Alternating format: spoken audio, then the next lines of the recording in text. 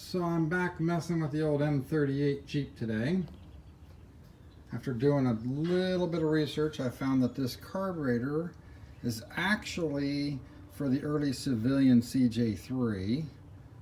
Completely compatible, but not quite the right one. I got a carb kit for it, took it apart, cleaned it. Found that the check ball spring, or check ball weight was missing. And then I replaced it with the weighted check pump needle, which is the only thing that was in the kit that I had to work with. And then the float height was too low. So maybe we'll see how well this thing runs. And I also topped out the coolant to find out what's going on with the thermostat. See if there's a leak or if it'll stay cool, whatever. I'm still running off my redneck fuel system here because I'm using the fuel pump to pump out all the old fuel out of the tank, and I topped off with some semi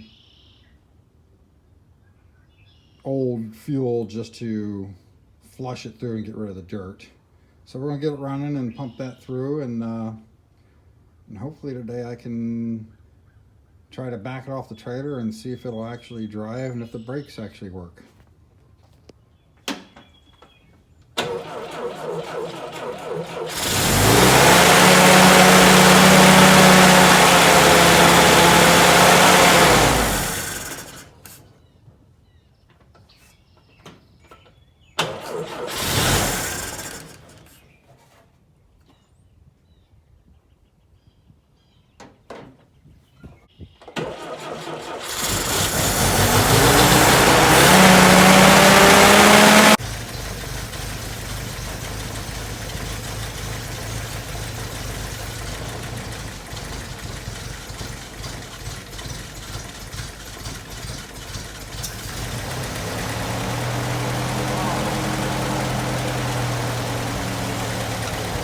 I will say there's probably a leak at the base of the carburetor.